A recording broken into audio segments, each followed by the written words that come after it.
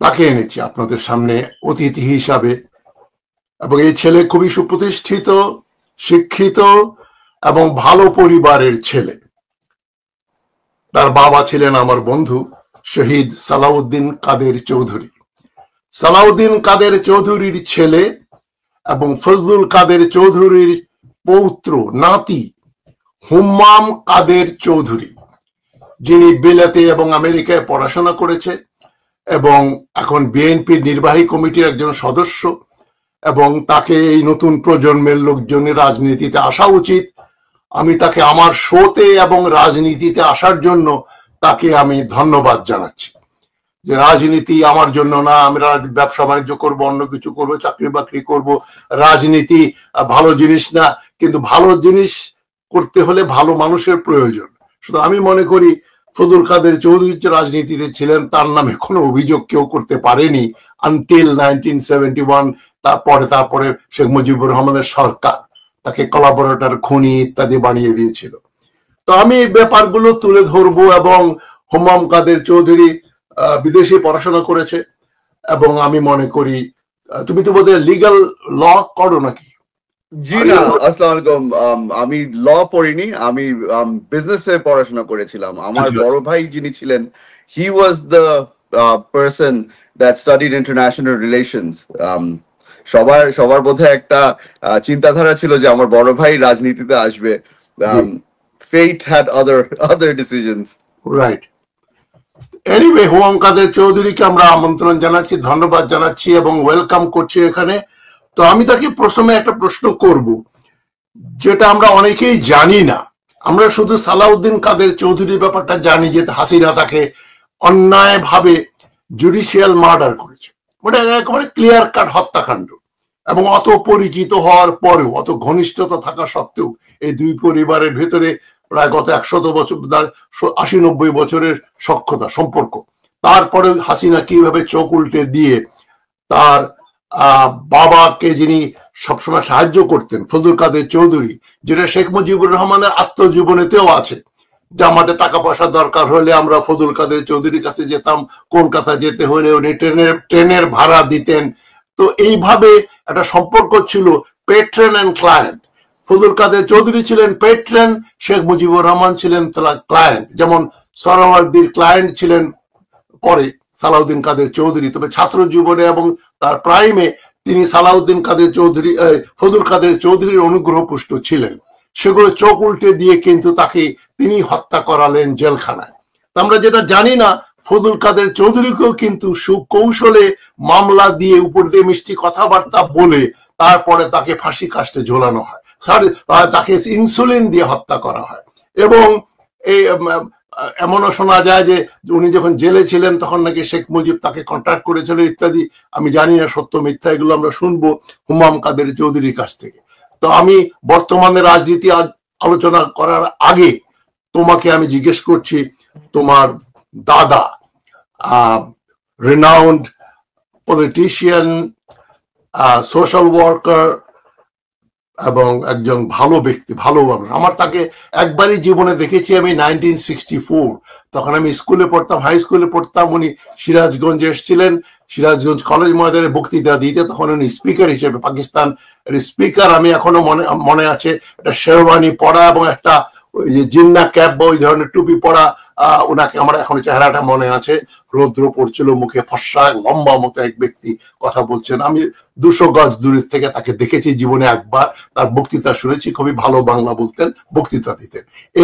এর আগে ওনাকে আমি দেখিনি, পরেও দেখি নাই। তো তুমি কিছু লাইট শেড করো, আমাদের জানাও যে তোমার দাদা ফজলুল কাদের চৌধুরীকে কেন গ্রেপ্তার করা হলো এবং গ্রেপ্তার করার পরে তাকে তাড়াহুড়া করে ইনসুলিন দেওয়ার নামে তাকে কিন্তু হাসপাতালেই হত্যা করা হয়। এই ব্যাপারগুলো তোমরা পরিবারের তরফ থেকে যেটুকু জানো সেটা দেশবাসীর জানার অধিকার আছে। তুমি এই ব্যাপারে একটু আলোকপাত করলে আমরা খুশি হব। তাজমি স্যার, আসসালামু আলাইকুম। আপনার মাধ্যমে যে অডিয়েন্সকে আমি আজকে তাদের সাথে পরিচয় হতে পারছি, সকলকে আমি সালাম জানাই। আসলে ছোটবেলা থেকেই আমরা এই আপনি যে ঘটনাটার কথা বলছেন ওটার ব্যাপারে আমরা সবসময় গল্প করতাম, গল্প শুনতাম। আব্বা আপনি জানেন যে 71-এর যুদ্ধের আগেই আব্বা বিদেশ চলে যান ফর হায়ার স্টাডিজ। আব্বাকে কিন্তু ওই অপরচুনিটিও দেওয়া হয়নি যে আব্বা দেশে এসে আমার দাদাকে দাফন করবে অথবা তার জিয়ারত তার জানাজা পড়তে পারবে। আমরা চাচাদের থেকে শুনেছি, আমার ফুফুদের থেকে শুনেছি যে আমার দাদা যখন যুদ্ধের পরপরই, দেশ স্বাধীন হওয়ার পরপরই আমার দাদা কিন্তু পাকিস্তান চলে যাচ্ছিলেন, এখানে অস্বীকার করার কিছু নেই। উনি চলে যাওয়ার পথে তাকে আটক করা হয় এবং তাকে কারাগারে পাঠানো হয়। ওনাকে যখন কারাগারে পাঠানো হয়, ঢাকা সেন্ট্রাল জেল তখন, সেখানে কিন্তু আমার দাদার শারীরিক অবস্থা ভালোই ছিল। ওনার কিছু কিছু এলমেন্টস ছিল, ডায়াবেটিস ছিল ওনার, ওনার ইনসুলিন একটা রেগুলারলি ওনার নিতে হতো। তো এটা ছাড়া কিন্তু ওনার হেলথ রিলেটেড কোনো সমস্যা ছিল না। যারা যারা ওনার সাথে ওনার পাশের সেলে ছিল অথবা যারা ওই তৎকালীন অবস্থায় যারা জেলে ছিল, তাদের থেকে আমরা অনেক শুনেছি যে ফজলুল কাদের চৌধুরী একজন খুব রাগী মানুষ ছিলেন। উনি সবসময় চিল্লাচিল্লির মধ্যেই ছিল। আমি বুঝতে পারি, আমরাও অনেকদিন কারাগারে ছিলাম, ওখানে আপনার মেন্টাল পিসটা খুব ইম্পর্টেন্ট। দাদার ব্যাপারে আমরা অনেকজনের থেকে শুনেছি যে ওনার ব্যবহার, ওনার কারারক্ষী যারা ছিল তাদের সাথে কিরকম সম্পর্ক ছিল, তাদের সাথে কিরকম ট্রিটমেন্ট তারা পাচ্ছিল দাদা থেকে, আর দাদা কিরকম ট্রিটমেন্ট পাচ্ছিল তাদের থেকে, এটার ব্যাপারেও আমরা অনেক শুনেছি। খুব খারাপ ব্যবহার করতো, দাদার সাথে খুব খারাপ ব্যবহার করতো। আপনি যেটা বললেন যে ফজলুল কাদের চৌধুরী সাহেব কিন্তু এক সময় ইউনাইটেড পাকিস্তানের স্পিকার ছিলেন, উনি এক সময় অ্যাক্টিং প্রেসিডেন্টও হয়েছিলেন। তো হয়তো সেই কারণে দাদাকে অত বেশি পছন্দ করতো না যে কারারক্ষীরা যারা ছিল, তো তারা খুব খারাপ ব্যবহার করতো।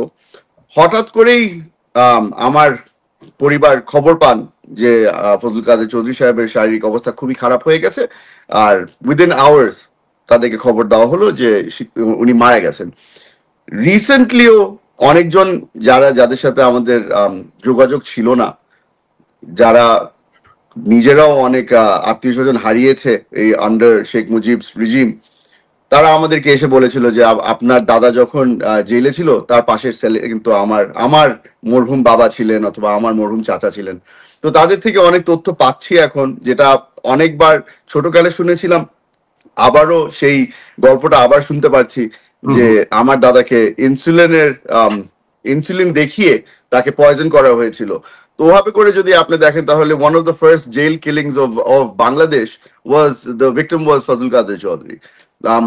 আমরা এই জিনিসটা নিয়ে কোনো সময় কিন্তু বেশি কথাবার্তা বলতাম না, কারণ আব্বা আমাকে একটা জিনিস সবসময় বলতো যে if you are going to talk about something, have evidence at hand. তো আমাদের তো এখানে তো all evidence has been eliminated, তো ওই জন্য আমাদের কিছু যে বলারও সুযোগ আমরা পাইনি।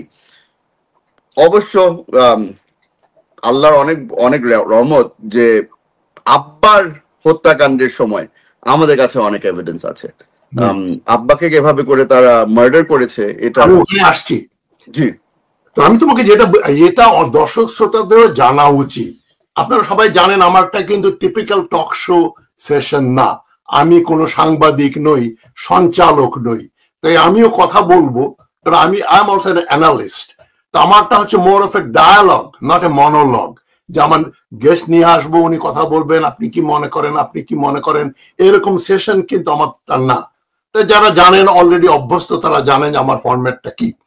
এটা ভালো না খারাপ সেটা আমি জানি না। তো ফজলুল কাদের চৌধুরী সাহেব এবং গোলাম আজম এবং নুরুল আমিন এবং আরো বড় বড় যারা নেতা ছিলেন, মৌলভী ফরিদ আহমদ, এনারা পাকিস্তান আন্দোলন করেছিলেন। শাহ আজিজুর রহমান, তারা 47-এর আগের থেকে 40-এর দশকে তারা পাকিস্তান আন্দোলন করেছিলেন, ইনক্লুডিং শেখ মুজিবুর রহমান।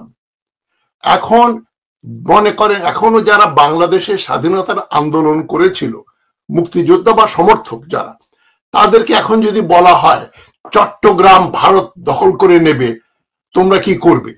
তারাই বুড়ো বয়সেও 75, 76, 77 বছর বয়সেও বন্দুক ধরবে এবং প্রতিবাদ করবে, কারণ তাদের রয়েছে আমরা স্বাধীন যুদ্ধ করে বাংলাদেশ স্বাধীন করেছি। They won't allow someone to disintegrate, dismember their Bangladesh. যে একই ব্যাপার পাকিস্তানের জন্য যারা যুদ্ধ করে আন্দোলন করে মুসলিম লীগ করে যারা পাকিস্তান বানিয়েছেন এগেইনস্ট সো মেনি অ্যাডভার্সারিজ, তাদের একটা 1971 সালে ইয়াহিয়া খান যেটা করলো, শেখ মুজিবুর রহমানকে বসতে দিল না, এগুলো তো তারা সমর্থন করেন নাই। মানে গোলাম আজম থেকে শুরু করে শাহ আজিজুর রহমান তারা সবাই বলেছেন Sheikh Mujibur Rahman deserve to be the prime minister of Pakistan. Yahya খানও বলেছিলেন he is the future prime minister. ওইটা নিগেট করা হয়েছে। ওইটার তো পক্ষপাতিত্ব সবুর খান, আমাদের ফজল কাদের চৌধুরী, মৌলভী ফরিদ আহমদ, গোলাম আজম কেউই করেননি। তারপরে কিন্তু যেটা আমরা অনেকেই ভুলে যাই, অ্যাজ এ পেডাগগিক আমার একটা যে অভ্যাস, একটু লেকচার দেওয়া, শিক্ষিত করা মানুষকে, পাকিস্তান বাংলাদেশ আন্দোলন কিন্তু একটা সিভিল ওয়ারেরও বাই প্রোডাক্ট। একটা পাকিস্তান সরকারের বিরুদ্ধে যুদ্ধ হয়েছে, আরেকটা হয়েছে পাকিস্তান পন্থী এবং বাংলাদেশ পন্থীদের ভেতরে। টু ডাইমেনশনস, একটা হচ্ছে অ্যান্টি পাকিস্তান, আরেকটা হচ্ছে অ্যান্টি কোলাবোরেটরস অফ পাকিস্তান। মানে কোলাবোরেটর কিন্তু কোনো খারাপ শব্দ না, দালাল কোনো খারাপ শব্দ না। আমি মনে করি একটা আদর্শে বিশ্বাস করি। আমাকে যদি কেউ বলে আপনি বাংলাদেশের কোলাবোরেটর বা দালাল, I will take it with a pinch of salt. That's a good attribute. আমি দেশকে ভালোবাসি, দেশের সমর্থক। সুতরাং এই যে আমেরিকাতে সিভিল ওয়ার হয়েছিল 1860-এর দশকে, সিভিল ওয়ারের পরে আব্রাহাম লিঙ্কন যখন যারা সিসেশনিস্ট ছিল তাদেরকে দমন করে আবার রিইউনাইট করলে, যুক্তরাষ্ট্রকে আবার একতাবদ্ধ করে ফেললেন, তার সরকার তো বেছে বেছে কারা কারা তোমরা এই কনফেডারেসিতে ছিলে, কারা কারা তোমরা আমাদের বিরুদ্ধে যুদ্ধ করেছো, তোমাদেরকে ধরে ধরে ফাঁসি দেব, সেটা তো করে নাই। দক্ষিণ আফ্রিকাতে, সাউথ আফ্রিকাতে নেলসন ম্যান্ডেলা ফিরে আসার পরে বহু কালো সাউথ আফ্রিকান এই সাদাদের সমর্থন করত, কোলাবোরেট করেছে। তাদের ট্রুথ এন্ড রিকনসিলিয়েশন কমিশন করে ওদের সঙ্গে আলাপ আলোচনা করে তাদের রিহ্যাবিলিট করেছে। কারো বাড়িঘর কেড়ে নেওয়া হয় নাই, সম্পদের দোকানপাট ব্যবসা বাণিজ্য কেড়ে নেওয়া হয় নাই। যেমন হামিদুল হক চৌধুরীর বাংলাদেশ পাকিস্তান অবজারভার পুরো ওই এস্টাবলিশমেন্টে দখল করে ফেললো, দখল করে ওটা আওয়ামী লীগেরা দখল করে ফেললো। কেন? উনি পাকিস্তানপন্থী ছিলেন, এটাই তার দোষ।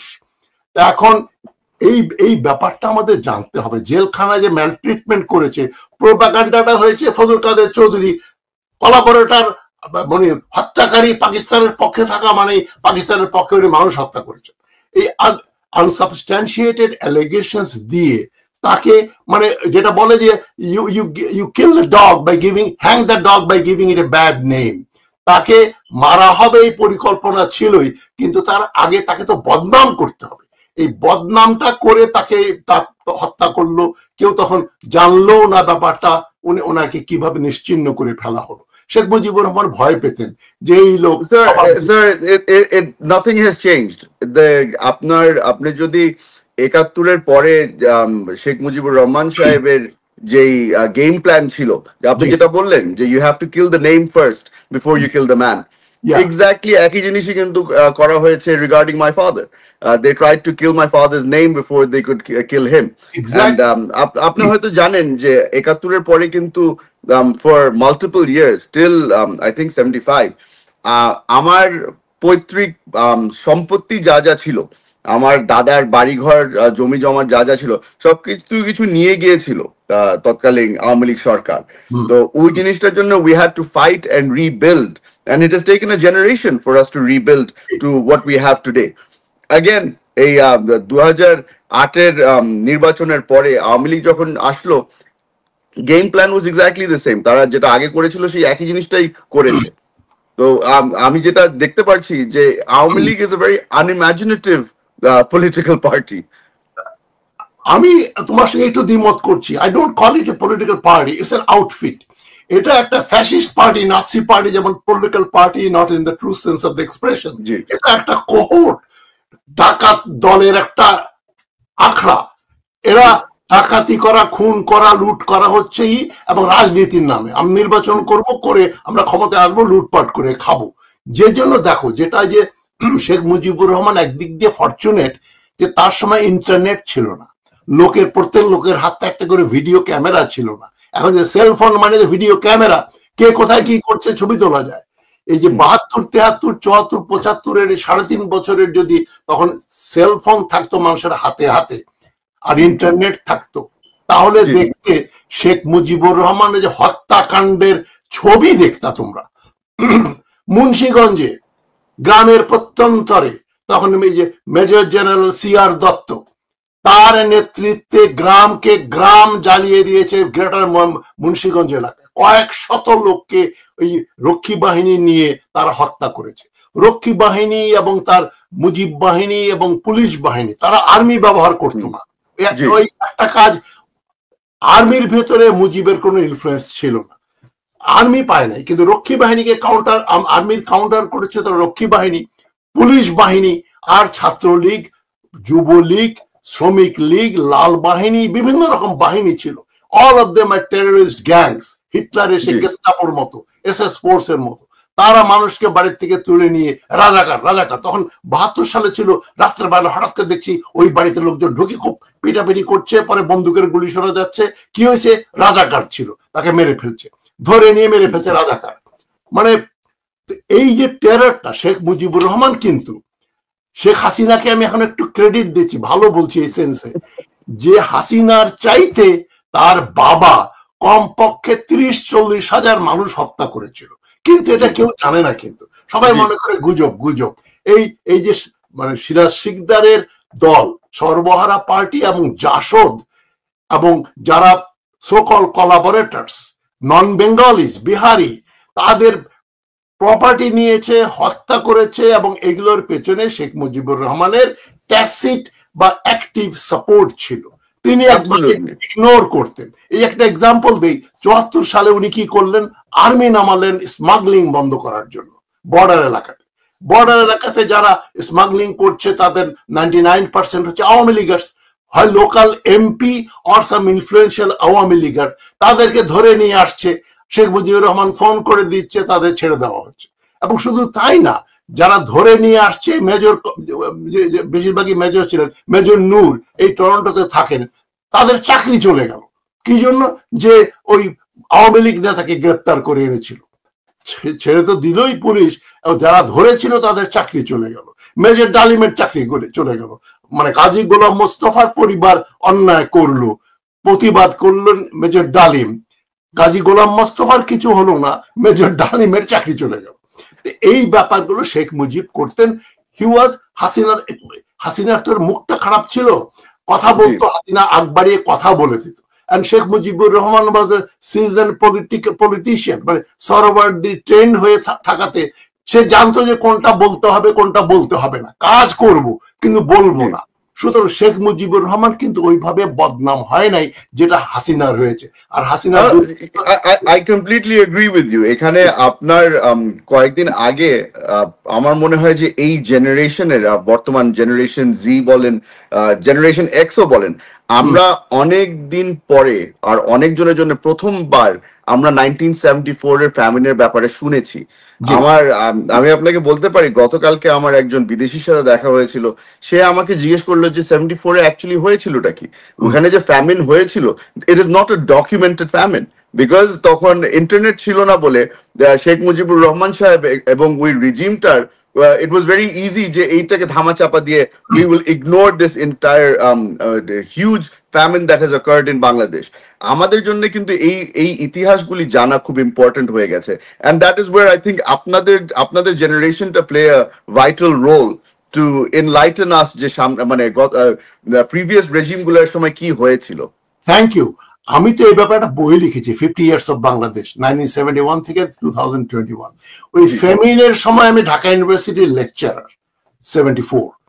আমি নিজে যে স্টেডিয়াম মার্কেটের স্টেডিয়ামের যে বারান্দা, যে গোল, ঢাকা স্টেডিয়ামের যে গোল বারান্দা, পুরো বারান্দাটা ছিল একটা বস্তির মতো, কয়েক শত লোক বা হাজার খানিক লোক পরিবার নিয়ে এই রকম অস্থি কঙ্কাল সার ওখানে বমি করছে, ওইখানে পায়খানা করছে। ওই স্টেডিয়ামে আর কেউ যেতে পারতো না তখন, এবং আউটার স্টেডিয়াম ছিল তাদের পায়খানা। এবং গুলিস্তানের সামনে ওই ফুটপাথ দিয়ে, তুমি মনে করো গুলিস্তানের দিকে যাচ্ছ ওই বাতুল মোকাররম থেকে বাম দিকে স্টেডিয়াম, ওই ফুটপাথটা বাম দিকের ফুটপাত আমরা ব্যবহার করতাম না, আমরা পশ্চিম পাড়ে গুলিস্তানের ওই সাইডে দিয়ে হাঁটতাম, কারণ পূব দিকের যে ফুটপাত ছিল স্টেডিয়ামের পাশ দিয়ে, ওইটা দুর্গন্ধ, এমন দুর্গন্ধ ছিল